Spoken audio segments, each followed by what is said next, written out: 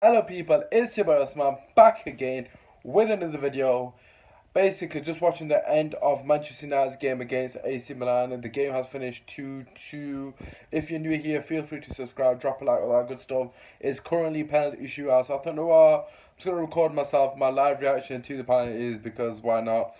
You may as well, it's only a friendly anyway, so it doesn't really matter. And then obviously after the penalty shootout, we'll give my full match reaction on how I think the game has gone itself. But yeah, let's just get into it. So first and foremost, let's put the volume back up. Let's get the bloody pressure and the sort of atmosphere in there. I'm not sure who's taking the first penalty. It looks like AC Milan are taking the first penalty. So of course, David De Gea is heading to his net. My back is absolutely killing, so I do apologise if I'm moving all over the place. I haven't got a clue who half these AC Milan players are, I'll be honest with you guys. But anyways, first penalty now to AC Milan. 1-0. 1-0 to AC Milan. So, Manchester United's penalty taker, Jesse Lingard, is on his way now. Obviously, Jesse Lingard scoring a very good goal, very well taken goal, shall I say, after coming on off the bench. So, Jesse Lingard against Reina. Let's see how he goes. Oh, bottom corner. I thought he saved that, to be fair. But good penalty there by Jesse Lingard, which makes it 1-1. Okay, so the Inter Milan penalty taker is just stepping up now. Obviously, it's the second penalty. Oh, and he says De Gea the wrong way. Light work, to be quite frankly honest with you, mate. 2-1 to AC Milan. Man United's second penalty taker is Ashley Young. Here we go. Probably going to hit this one over the bar, isn't he? Oh, I was almost right. Just under the bar. Cheeky little smile by Young, because he knows he's just got that into the bar. Literally just under. Oh my god. Imagine I called that as well. Just so you guys actually know that it's live and not chatting. There you go. It's actually live. Okay, I'm not chatting BS, that pretending that I've already watched it and claiming that I almost got that right. Anyways, I actually know who this is. Adrian Silva, I think his name is Andre Silva. Probably got that wrong. Anyways, it's 2-2. Silva coming to take the third penalty for AC Milan. What can he do? Oh, light work. Bottom bins. Good penalty that he sent it.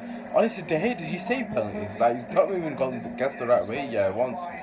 His penalty record is absolutely abysmal. To be fair, he was never going to save that even if he went the right way, but I'm just being a bit picky. 70-year-old Mason Greenwood, who's had an absolutely fantastic preseason. Please go.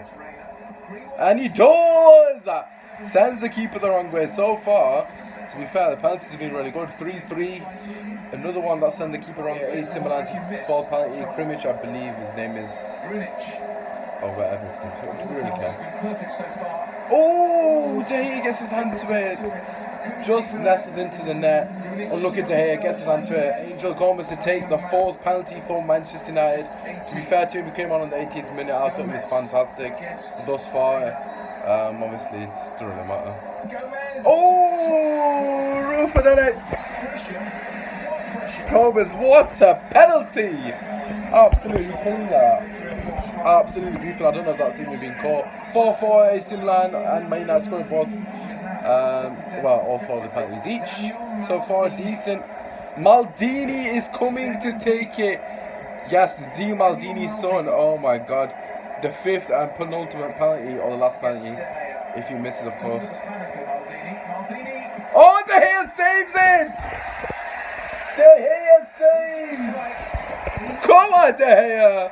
And if we score this, we have won. Okay, who's going to take the winner? Who's going to take the penalty to win the game? Great save by David De Gea there. Goes the right way, finally. Daniel James in Cardiff. Oh, what a scene this would be. Daniel James to win it for Manchester United against Reina. Yes! Beautiful moment for him. Beautiful moment for Daniel James. Absolutely beautiful. Love that. Love that from Ali to give it to Daniel James. That's actually a really nice touch. Whoever's decided that's a beautiful touch there. Man now in 5-4 on penalties. Daniel James with the winning penalty. absolutely fantastic in the end, I've got to be honest. I was very impressed with the substitutions. But yeah, let's get into the flipping match review. Okay, time to actually review the game now. We've just watched the penalty shootout. Manchester United winning 5-4 on penalties, scoring all 5 of their penalties. David De Gea, like I've just said, saving the penalty off Maldini's son. Fair play to De Gea, finally making a save. Anyways, the game actually finished 2-2 in full time. I've got to be honest, first and foremost, the team selection for me, I was massively disappointed with the team selection. I genuinely thought we are going to play something that would be similar to what we'd expect next week. Of course, Paul Pogba is injured, which obviously meant that Matic had to, well, I suppose he didn't have to play, but it kind of made sense that Matic played, because obviously who's going to replace Pogba. But what I would say is, first and foremost, it just shows how poor we are without Paul Pogba. Absolutely terrible midfield, no creativity whatsoever for majority of the game. The only time there was actual creativity was when the substitutions were made, which we will touch upon a bit later on. To summarise the first half, in short, just to emphasise our lack of, obviously, midfielders. We need midfielders, especially midfielders who are creative. Matic for me is absolutely finished for me at the club.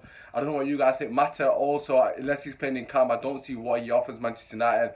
I wasn't opposed to him signing a new 1-year contract, but if he's going to be playing more regularly than the likes of Gomez, the likes of Greenwood, for me personally, that's a mistake. Even Jesse Lingard, I'd rather have Jesse Lingard playing in camp, because at least he's got a bit of mobility about him. Matic is way too slow, especially in a team that features Matic. Them two together should never play again. If they're both playing at the same time, we might as well forget it. That game's a write-off for me. But yeah, so other things that I took from that first half, only genuine sort of threat was from Rashford and Martial. Martial and Rashford, both of them, providing the only sort of opportunities going forward. Any bit of creativity that we sort of had in the first half was from them two. They're the only avenues on the break. But yeah, it was very disappointing. I've got to be honest, I was really upset with the team session. I thought he would at least be a bit more experimental, but that he played it too safe. I'm not reading into it too much, but I was a bit disappointed that he went with the McTominay and Matic. I thought Fred probably deserved to start, just because he's not really had proper minutes under his belt, and I think he probably needed that. Nevertheless, second half we did pick up massively. Of course, the first half, the goals, I think, if I'm not mistaken, it was 1-1 at half time. The goals coming from Marcus Rashford for us.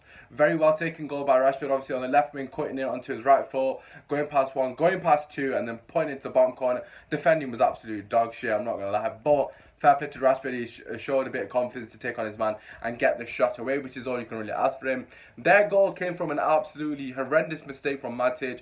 Basically, the reason why we don't want him to play very slow on the ball, and he got basically his pocket picked and they scored from it. I think Suso, very good finish to be fair to him. Nevertheless, it's just the same errors from Matic. He's too slow. He's on the ball for too many touches. I just don't see why he's playing, honest to God. I'm just sick and tired of even mentioning it. Anyway, second half kind of picked up when the substitutions came on, but again, very sloppy goal from our perspective, from a corner. I think it was a corner, it might have been a free kick, but Lindelof, for me personally, didn't really cover himself in glory this game. I don't think he had a good game. I thought Rojo was probably a bit better than him. I thought he was a bit poor. Yeah, I think he might have taken the last touch off their header, but nevertheless, it was going in either way.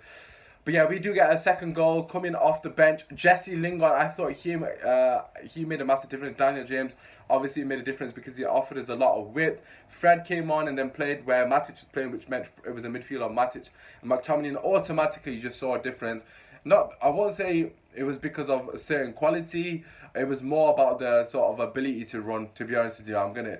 The movement off the ball was a lot better. We had more width because obviously Daniel James came on, natural width.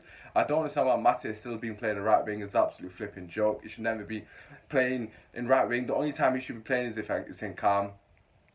But yeah, so when Lingard came on, it was a noticeable change, I've got to be honest, and give credit where it's due. Took his goal very well on his left foot, hit it across the keeper. It was a fantastic finish, fair play to him.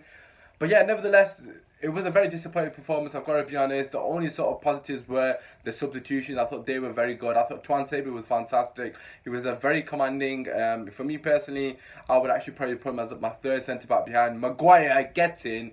and also Lindelof, because I'm not gonna lie, Lindelof was poor, but like I said, he's entitled to a poor game. I would play Lindelof, Maguire, and then I'll probably put Tuanzebe in third, because I was very impressed with him. In general, I've been very impressed with him throughout pre-season.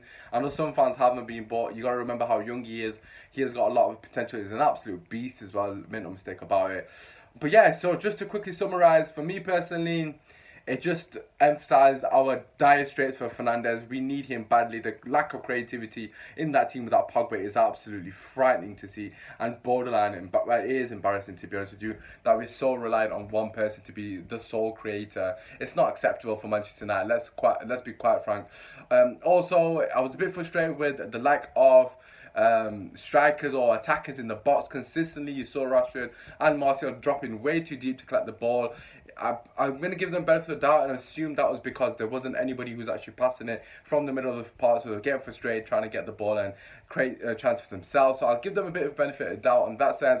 Nevertheless, we need somebody, and we need somebody in the box consistently, and we also need players who are going to be running into the box. At the moment, we're not getting enough bodies into the box. Again, when we saw the substitution, that massively changed. The likes of Gomez was getting into the box, Greenwood was getting to Daniel James, Lingard, we had like 2-3 players in the box at all times. Prior to them coming on, we had literally like one player at a time. Pereira, for me, again, I've not really mentioned him much in this review, but what does he actually offer? You guys let me know. Do you actually think Pereira offers Manchester United anything? Because at the moment, I'm not really seeing it. I do really like him, and plus he's an academy graduate, so I do want him to do well, but I'm not really seeing what he's offering at the moment. He's not really doing too much. Madison Engine, what is he doing on the ball, which is something that is lacking at the moment. We need more creativity, and I was expecting him to be that sort of creative spark, and he was far from it, to be quite honest with you. Like I said, to summarise, the substitutions were the main sort of highlight of the game for me. The latter stages of the game, the last 20 minutes, I thought we were very good. Prior to that, the previous 70 minutes, I thought we were absolutely poor. We were very slow on the ball, lethargic at times. And yeah, there wasn't really much movement. Matic and Mata can't play in the same team as starting 11. Simple as that. I think that's something.